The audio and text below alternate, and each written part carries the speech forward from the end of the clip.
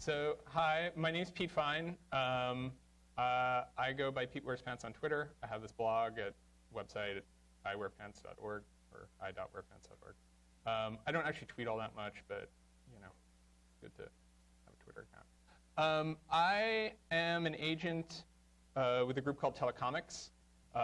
We are an ad hoc internet-based cluster of what most people seem to these days be calling hacktivists, though we have mixed feelings about that term. This is our cool logo.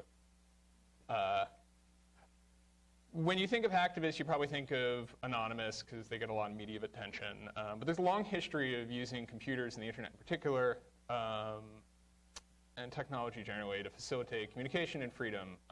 Everybody from Cult of the Dead Cow, the cypherpunk movement. And if you think of hacking hacktivism a little more broadly, you might throw groups in there like WikiLeaks or the Yes Men, kind of as more media hackers.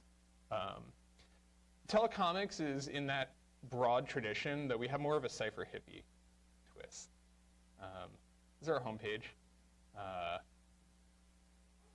And it describes us as a socio-cybernetic telecommunist cluster of internet and data-loving bots and people always striving to protect and improve the internet and defend the free flow of data.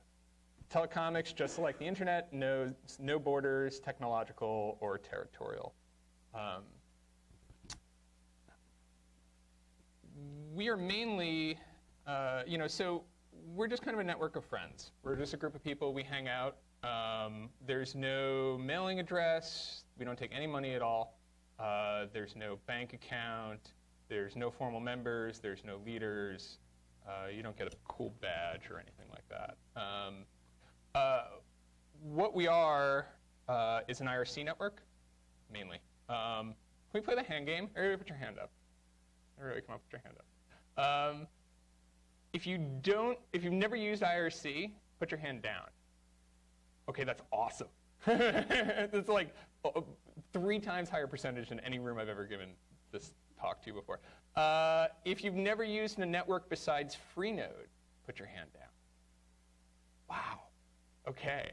If you're on IRC right now, don't put your hand up. Anybody run their own server? Wow. All right. Awesome. Sort of. Yours are Freenode one. Okay, that's cool.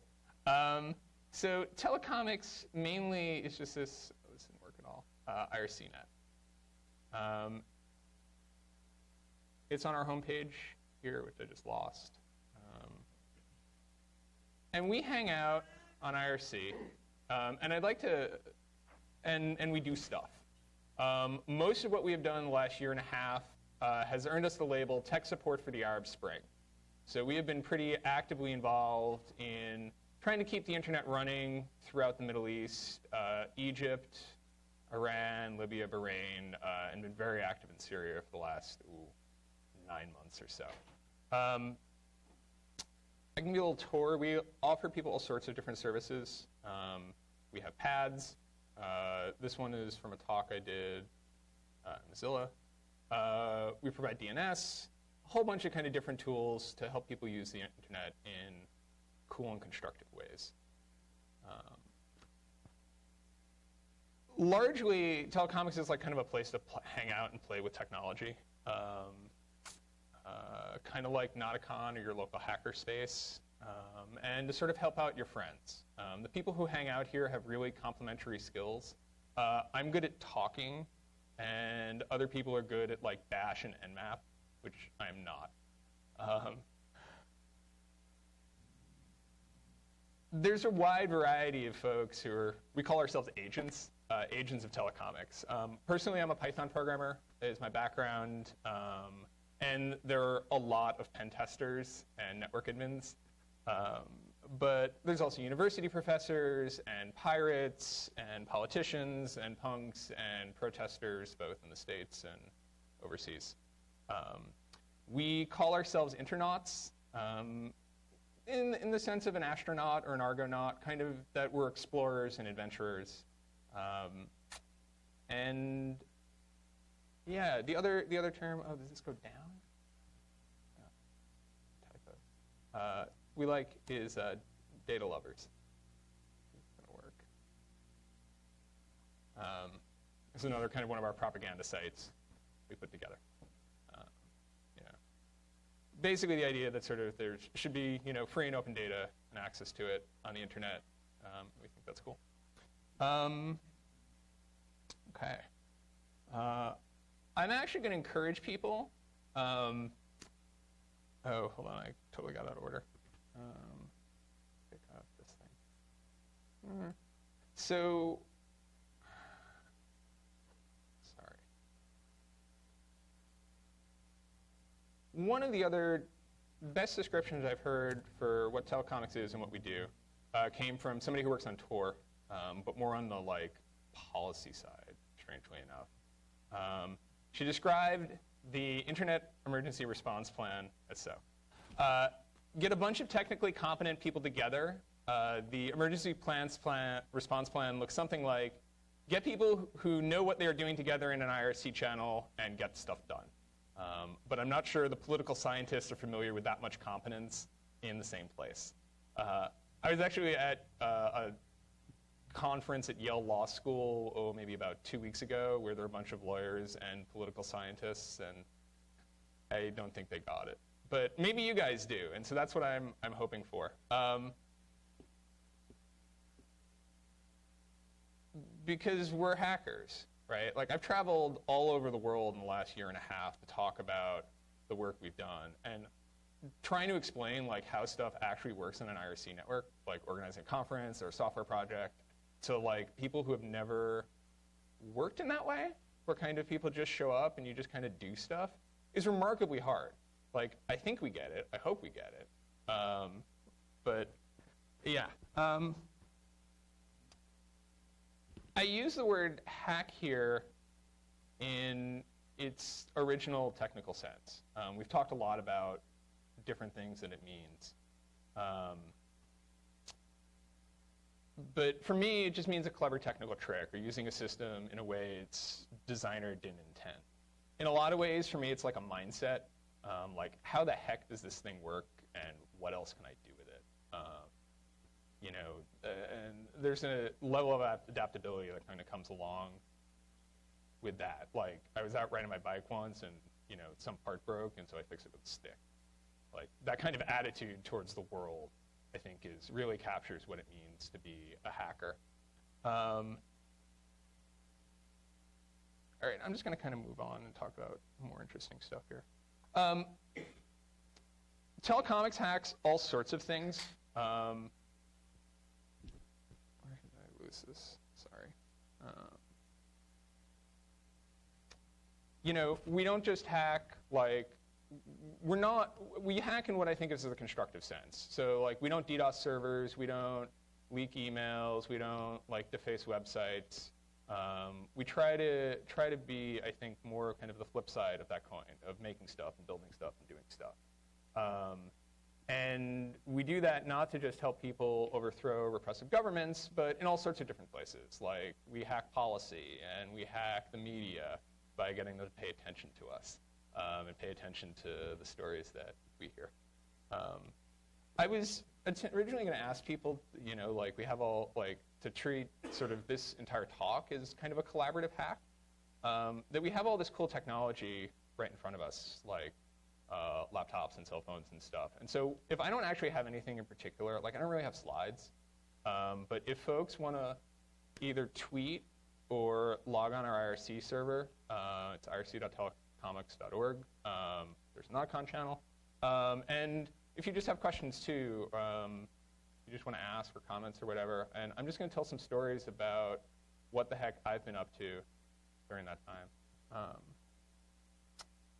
Sound good? Okay. If you also want to read your email or look at porn or kittens, I'll totally understand.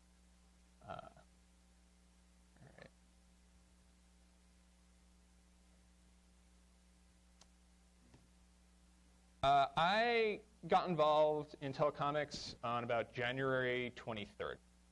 So about 2 or 3 days before the start of the Egyptian revolution. There was some pretty active filtering to the Egyptian internet during that time.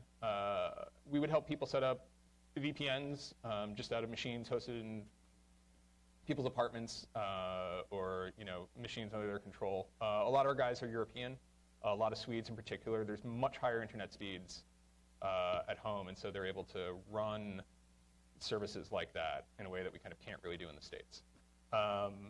We would get folks from Egypt on our IRC network who couldn't access Twitter themselves because it was blocked.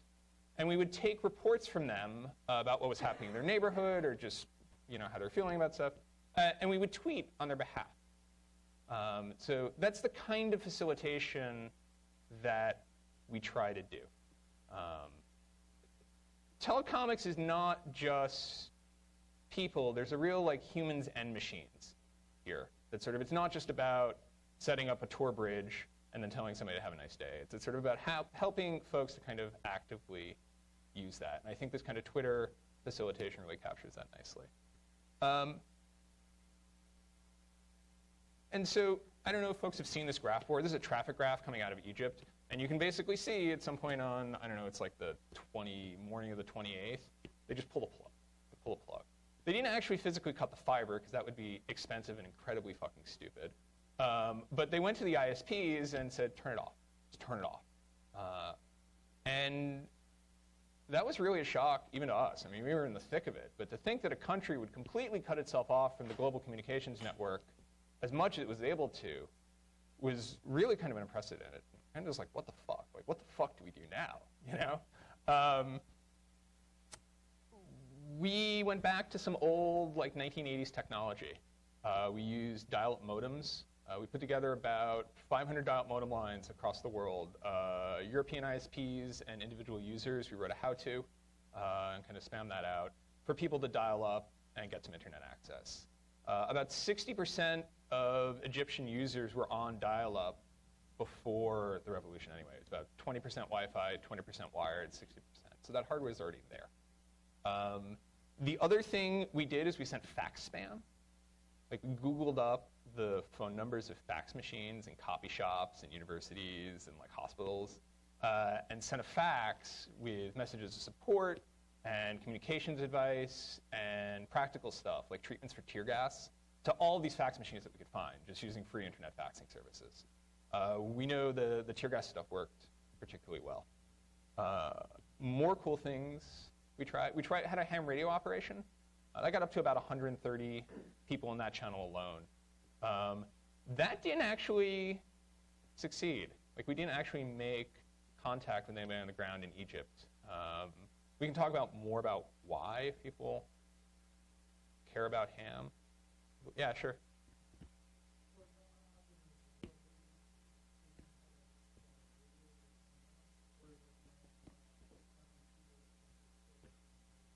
Yeah, there were probably about 130, 140 licensed hams in all of Egypt. Most of those were probably ex-military. There's 83 million people in the country. There's 2 million licensed hams worldwide. Just chatting with people, the best guess of folks with regular access to equipment is probably 50,000, maybe 100,000 people. So it's kind of a for folks who don't know, it's a technology that with a 200-watt transmitter, which is what you have in your home stereo, you can cover a quarter of the globe. So we were trying to listen for Egypt from the east coast of the United States. Yeah.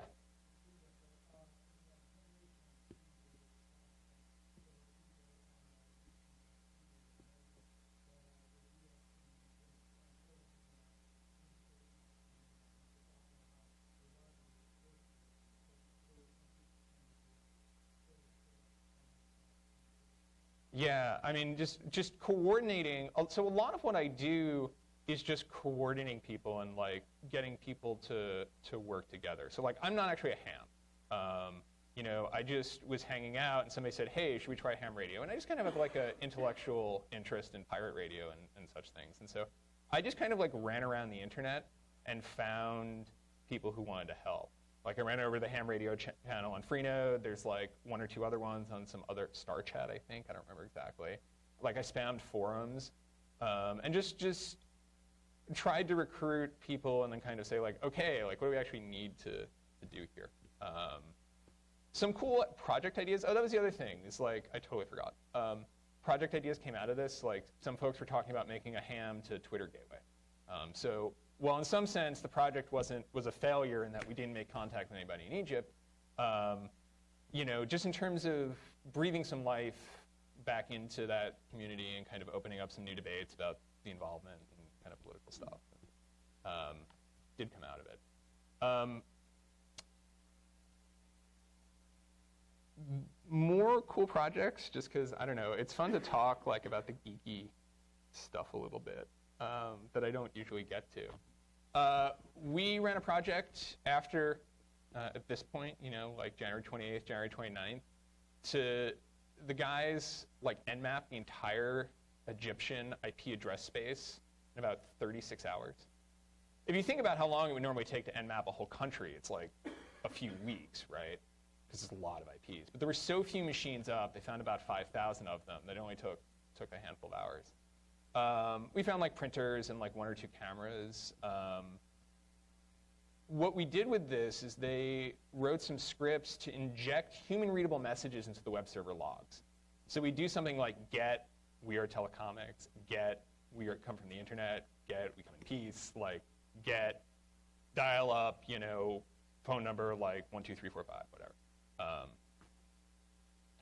How much of those actually got received? I don't know. It's hard to tell sometimes. Like, you spam things like that, and you can't tell what gets pickup. But it's cool. Like, I think that's what I sometimes don't get to talk about. It's just this kind of, as a geek and a hacker, like how technologically fun this stuff can be. Like, you know, just this attitude of like, oh shit, they broke the whole fucking internet for this country. Like, can we fix it? You know. All right. Anybody using IRC at all? I totally forgot about it. Some folks. Okay, that's cool. I've mainly, so the world moved on, right? Egypt ended, the world moved on. Since then, though, we have been super busy in Syria. Sorry.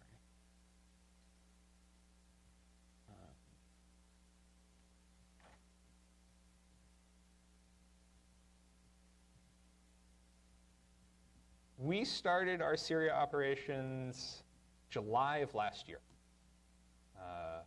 We started doing network scans. We had root on a box and a ground contact inside 3 days from when we started that. That's like less time than it's taken some conferences to buy me fucking plane tickets.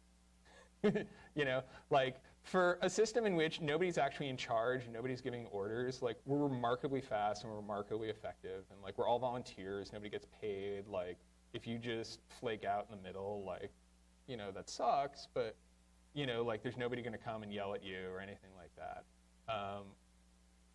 You know, like we get a remarkable amount of stuff done. We run a couple of sites to sort of, oh, here, let me pop up, to kind of the news that we see. So we have Syrians on our IRC network every day on a regular basis. Some of these guys we've been working with for 6 months. We have no idea who they are. We don't want to know. You know, that's part of the way in which we keep people safe. Oh, so this is our Syria channel. It's probably going to be pretty quiet. I talked about Telecomics being this cluster of humans and machines. II is this bot that does translation for us. So we have people, we'll get people come and who mainly speak Arabic into this IRC channel, and we have some human agents who are capable of translating either through French or, you know, people who speak French. A lot of folks there too. But the bot helps too.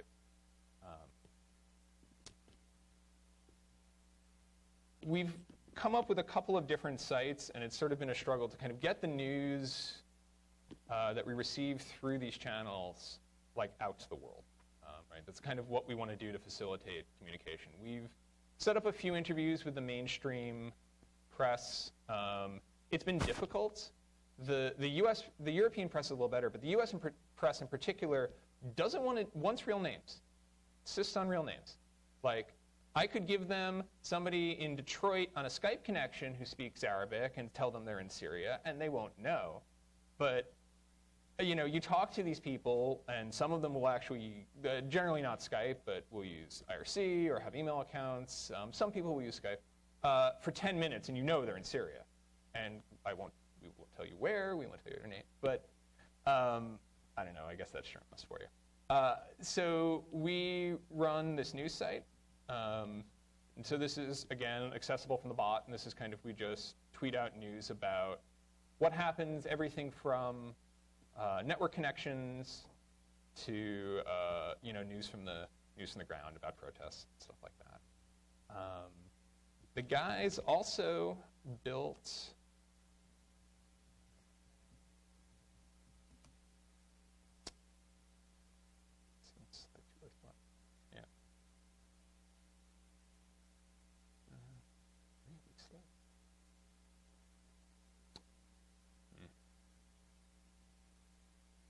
somebody downloading like lots of movies or something right now? No. All right, let's try.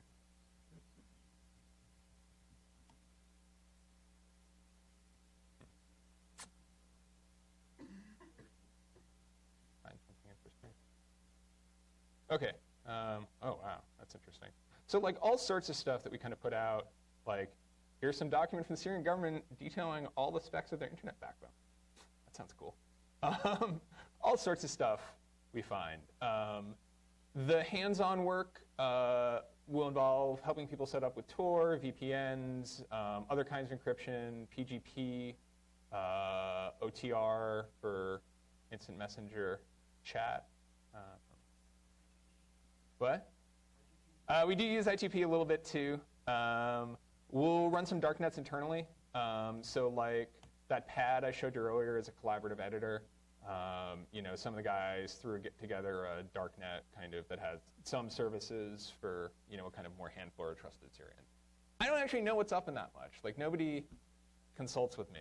They just go do things, and if I happen to notice and it's cool, like I come talk about it. But there's a lot of stuff that goes on that I don't know about. And that's part of, I guess, our OPSEC.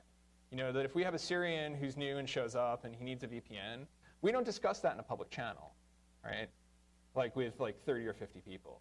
You remember like back in the day, like, when you would go cyber, you wouldn't like do that in a public channel. Like you go with like, 2 or 3 buddies and set up a VPN in a private channel. And so everything is on a very much a need to know basis.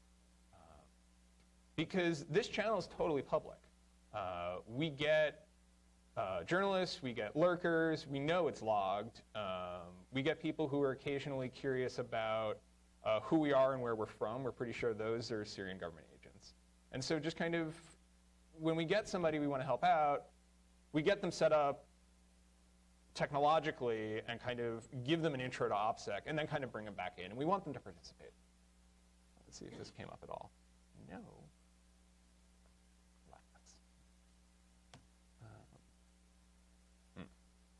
Everything's broken. What is that? I have this nice site I would like to show you. What the heck?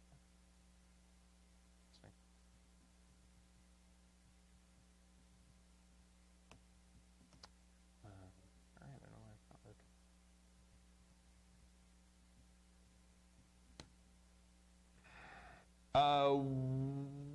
Let's try it one more place. One of the projects we put together is a collection of videos. It's about 500 of them. It's 6 or 7 gigs at this point of stuff that's passed through this channel. Here we go. This originally started just as a listing on an Apache directory.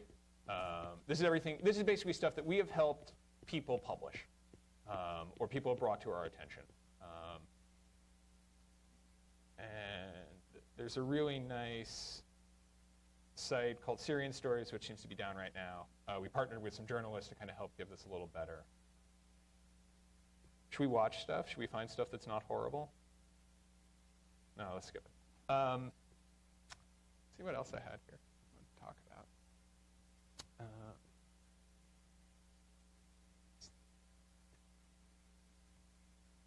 Oh, you guys will love this. We'll be more proactive sometimes. This is a page that we used in, we've done it once or twice, but the first time was last September, this past September. We hijacked a significant portion of the traffic coming out of Syria. And so somebody would try to access google.com or facebook.com, and they would instead get this page.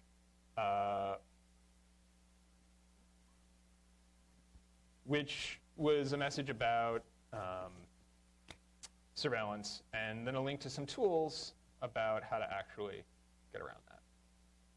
So last July, we started doing some network scans. We kind of started picking up on getting a sense of sort of what the heck was going on in terms of network surveillance there. And then trying to proactively provide tools to people to keep themselves safe. So that kind of hijack, that's a hack, but that's really a different use for those sort of skills than man in the middle or just defacing a website. That we're really able to use this to help people not get arrested and hit in the head. Okay. All right. One of the other things we discovered with lots of nmapping, anybody heard of Blue Coat? Does name ring any bells? Blue Coat is a company that makes deep packet inspection hardware. And we found about a dozen of their machines in Syria. Just on Nmap scans, we found some OpenFTP servers. And over the course of 6 weeks on these totally public FTP servers, didn't even need to guess a password, logs out of these things. And so these are basically they're capable of doing, what we found were HTTP logs, which was probably about 90% of the traffic they're seeing. But they're wire speed devices running, they run at the speed of the fiber using a custom ASIC to do deep packet inspection. The manufacturer claims that they're able to tell the difference between updates to your Facebook wall and Farmville. And then not just outright block Farmville, but slow it down. Because that way, as an employee in your company, you just won't want to play. You get pissed off if they blocked it outright. But if it's just slow, you go, okay, fine, you go back to your job. It's a fairly sophisticated technical distinction.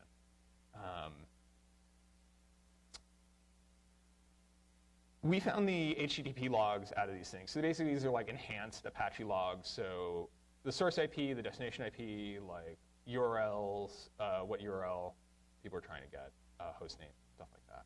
For all of the all of the ISPs in the country. We poked around with these for a while, and then guys eventually released it. I found out about it on IRC 5 minutes before it got leaked on Twitter, because again, people just nobody told me. But I wrote a story about it on Slashdot, and the company denied it. They outright denied that there was any evidence that this was their hardware, that there was any evidence these machines were in Syria.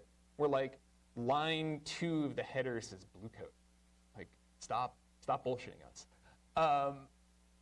What eventually happened was a couple of the Washington Post and the Wall Street Journal picked up the story, and it turned out the machines were phoning home.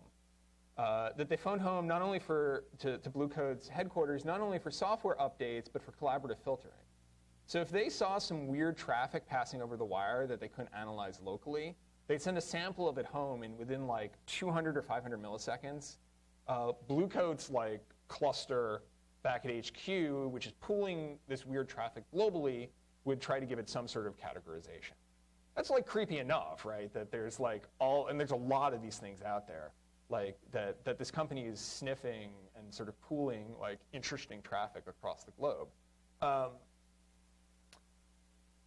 But yeah, when you sort of use it in Syria to really restrict, we found that proxy was being blocked as a keyword, Israel was being blocked as a keyword, a whole range of sites, about 10% of Facebook pages, but not entirely Facebook.com. There was a period where you could browse YouTube, but you couldn't upload. And there's kind of all these kind of sort of fine-grained settings that kind of these devices are capable of. The company actually eventually admitted that this was their hardware. They also said that they weren't looking at their own logs. which I can believe, right? So these devices phone home, and presumably they keep internal logs of who's getting their patches and using their collaborative services.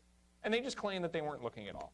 Now, as I can believe that, like, as what's, you know, probably, like, both just as sort of like lazy system administrators, but also they have a real incentive not to.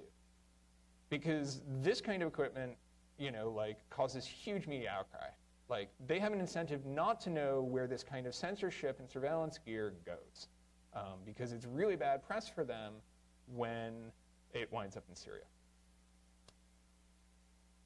The upshot of all of this, aside from the fact that they, you know, got publicly shamed, was the EU passed export controls on this type of equipment to Syria in particular. And so some of the Telecomics guys, like I said, work on the policy side, or kind of more politicians. Like, a lot of our guys are European, and they work in the European Parliament.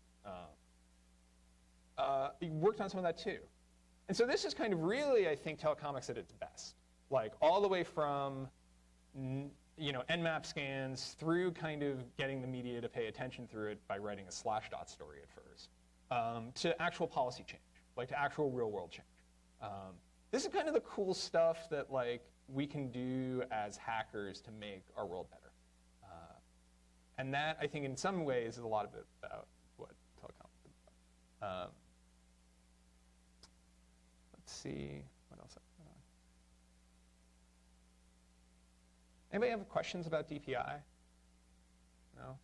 Yeah. Okay.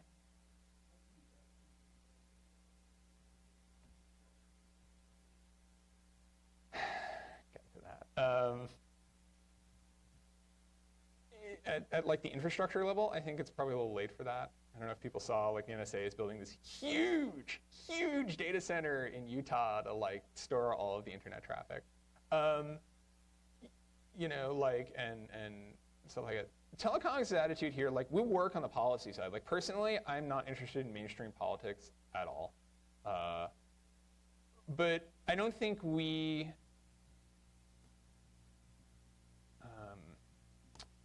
trust governments, like, to respect our rights, to privacy, to not survey all of our communications, to not block websites for whatever stupid reason du jour they come up with. And so one of the things we do is we build tools. TalkComics runs cryptoanarchy.org. There's a big wiki of kind of tools and tactics and how-tos on creating autonomous zones, basically carving out space, using strong cryptography where kind of we can be free from government censorship and surveillance.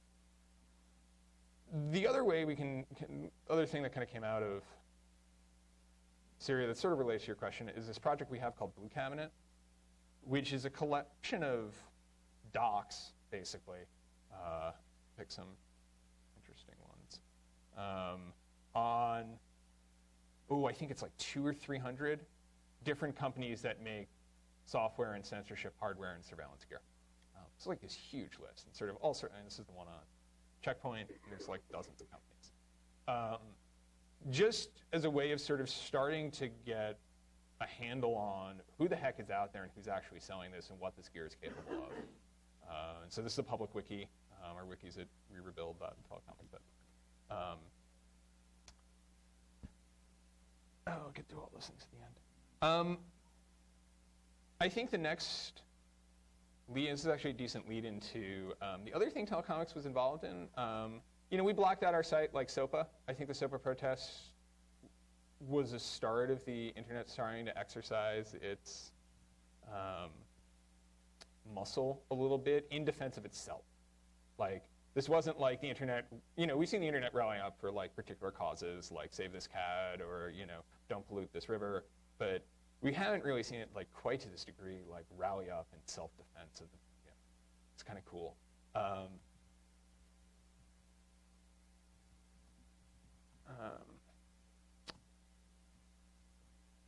I mean, so we weren't super involved in the Sopa protests, but we were pretty active for ACTA. People know what ACTA is. It's this big copyright treaty in Europe, and there are these enormous protests, like these huge, huge protests pictures here. Oh, yeah, this one's awesome.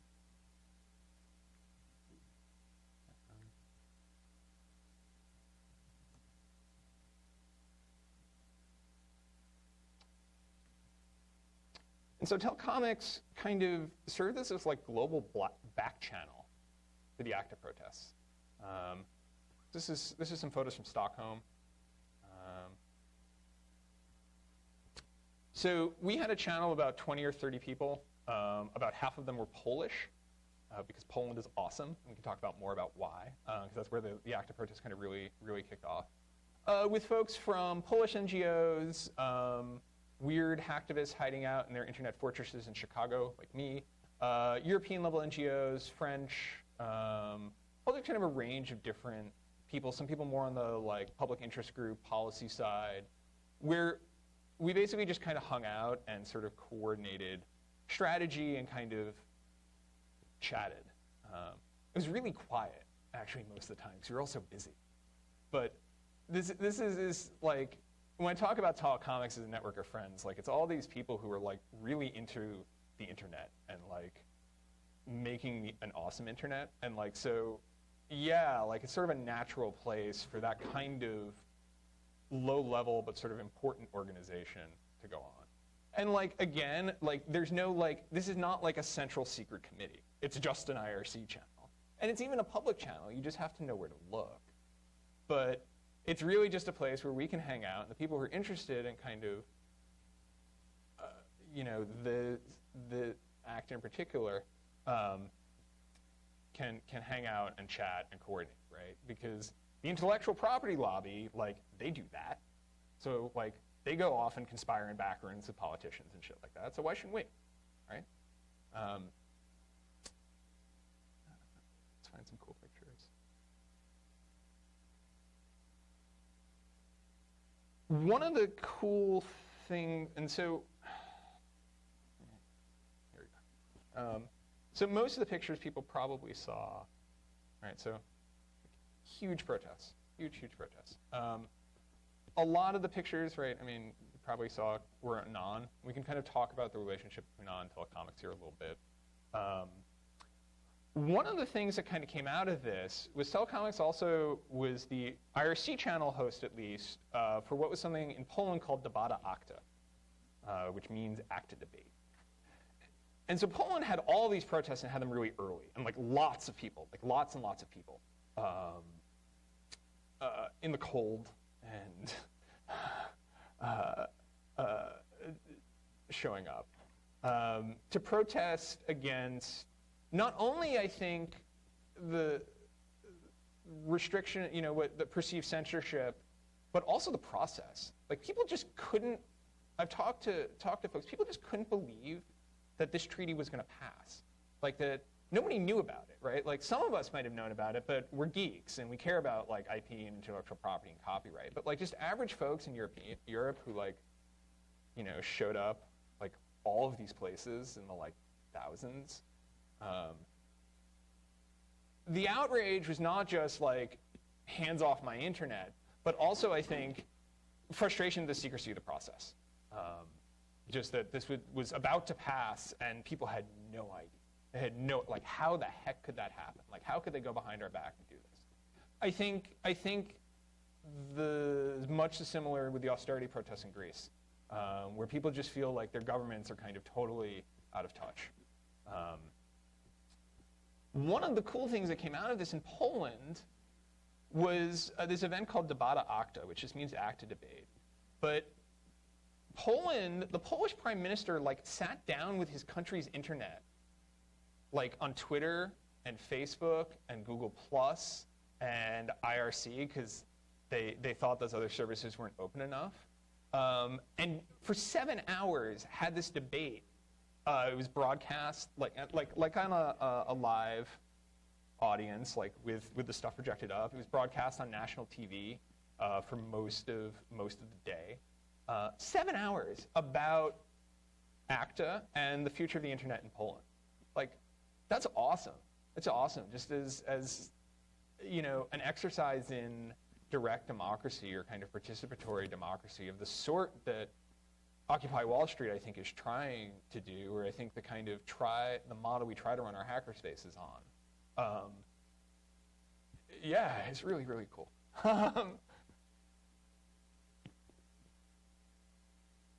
What actually, I mean, and so what's actually coming out of this is that the Polish Prime Minister, I totally lost my tab, that's cool, eventually backpedaled and sent a letter to all the other European heads of state, like the presidents and prime ministers, and urging them to reject this thing. And it is looking like it's going to die. There's an interesting question here of like, why did Europeans hit the streets over ACTA and Americans hit reload on Wikipedia over Sopa? Like, you remember that, right? Like all these high school kids, like after the blackout, like Twitter just lights up with like, what the fuck Wikipedia? I can't do my homework. So it's hitting reload. That's a complex and interesting question. Interestingly, nobody got tear gassed at the ACTA protests, you know, like, and I think that says a lot about Europe. I don't know, how am I doing on time? Is there any questions? Can I take any questions? Comments? No? Okay. Yeah.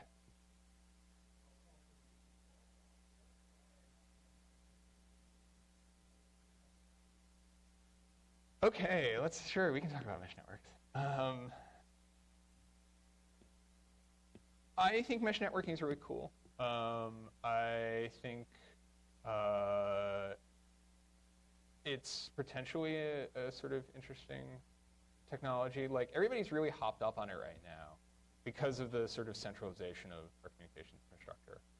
I don't know. I feel like, you know, if the idea is like we run a mesh and everybody can share the internet, we could have it open and everybody can just like, it's free and it's cool. Like, I don't know, you go down, walk down the street, like certainly in San Francisco or New York, and I suspect parts of Cleveland too, there's just like, you can easily see what, a dozen, 20, 30 networks, or like, and they're all locked. They're all locked. We can have an open internet today. We can have an open internet today if we wanted to. If people just unlocked their router and said like, okay, you know, and there's obviously some technical complications like that, like somebody, you know, hacksering your, you know, Apple Music server or something like that. But really, like, we treat this as a scarce resource, both like at the IP level. I don't know if people were around for the IPv4 talk before, like in our hoarding of our Wi-Fi, and the spectrum too. Like, these things are not scarce. Like, I think mesh spectrum, like mesh networks, are a way to try to address that. You know, I don't know. I think like there needs to be work on the policy side as well, and that's been really hard. Like, the FCC is auctioning off all of the old analog TV spectrum for 4G services. Like, that's awesome prime spectrum. It goes through walls, it goes through glass, it goes through people, it doesn't give brain cancer, it's really high bandwidth. And like, this natural resource, which isn't scarce at all, like got sold off to AT&T and Verizon, where they're going to turn around and sell it back to us to provide shitty 4G service. Okay, like, you know, like, that's not censorship in a strict sense, but like, I don't know, I think spectrum is speech, and like, they just freaking took it all away from us and sold it. Like, yeah, sure.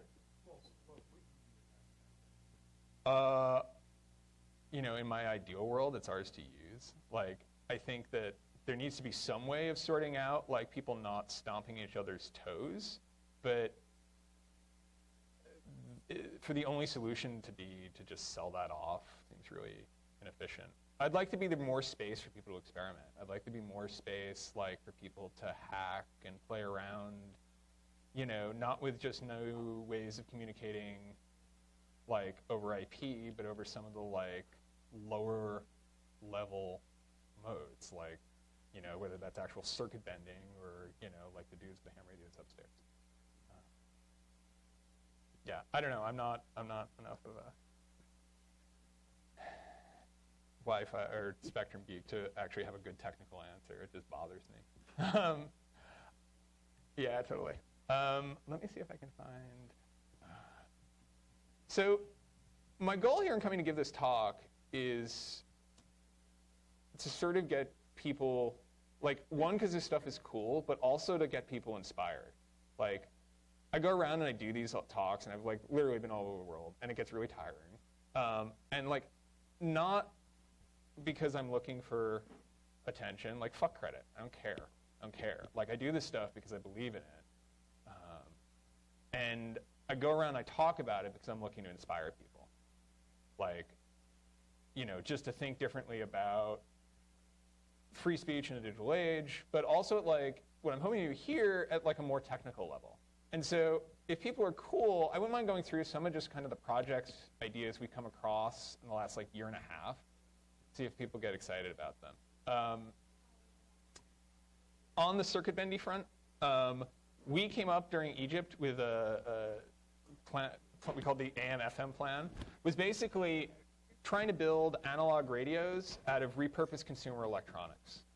People in the developing world are amazingly resourceful. I don't know if folks have seen some of the videos out of Libya where they like mounted, you know, like reclaimed like anti-aircraft guns on power wheels, and then used like with a remote control, or they like rigged a doorbell as a firing mechanism. People are remarkably resourceful in some of these places.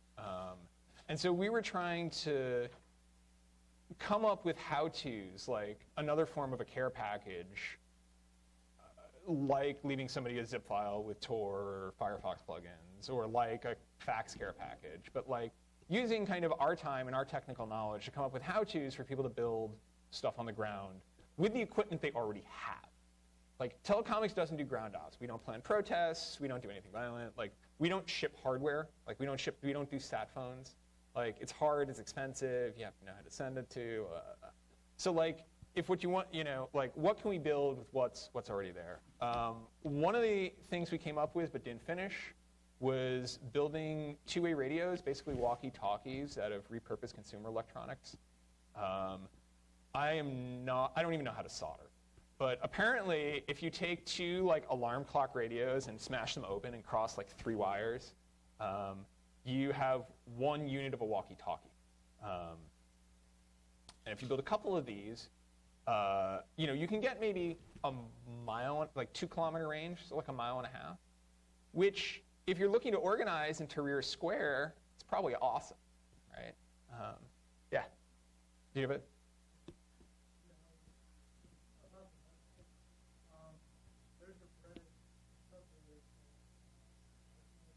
Yeah.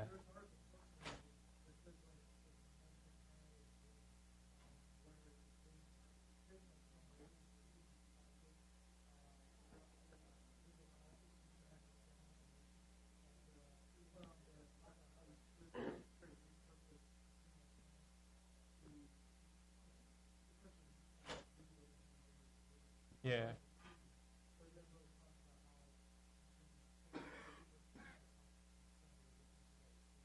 Yeah.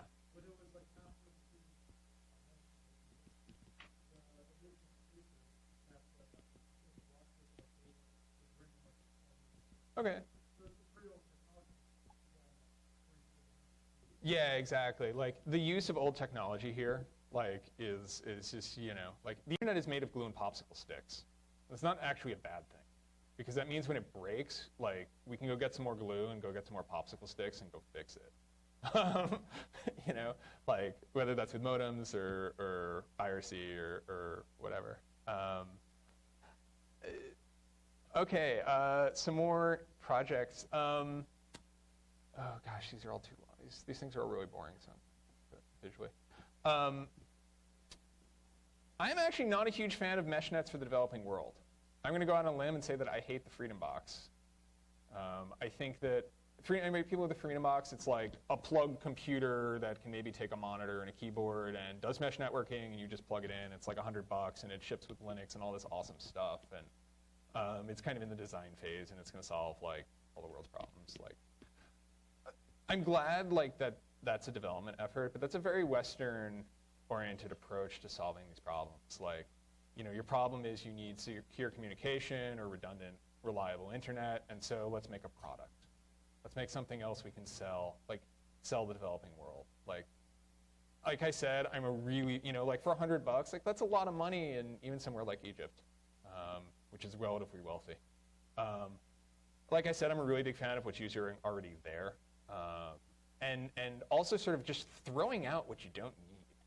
Like, if you're trying to organize your city, you don't need the global internet.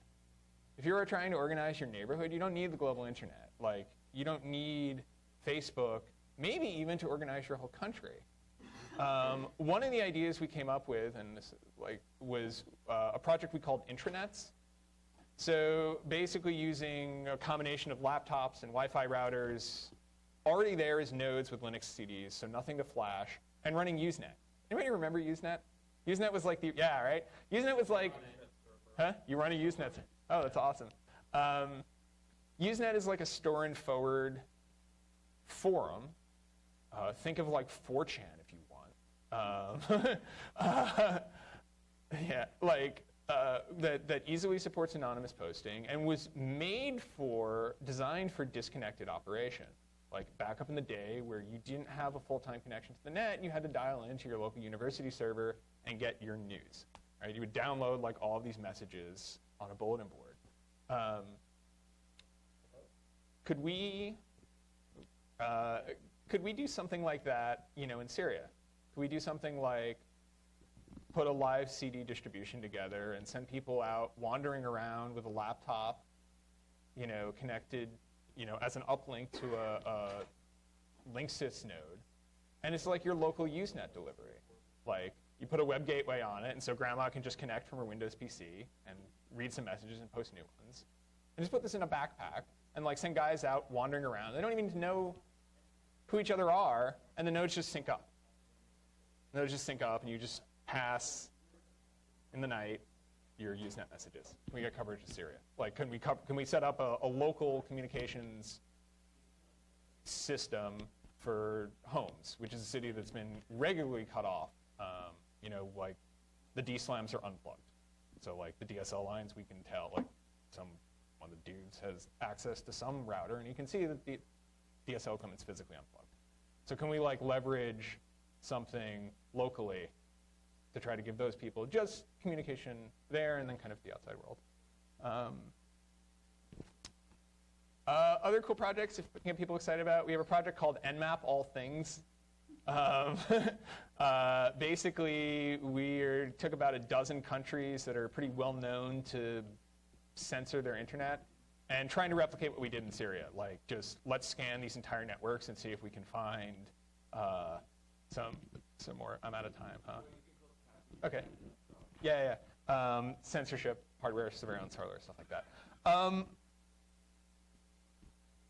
I guess the point I want to wrap up here is there is so much stuff to be done here. Like, Telecomics is only like, I don't know, there's probably only like 300 people on the IRC at a given time. Like, a lot of it's really cool as a geek.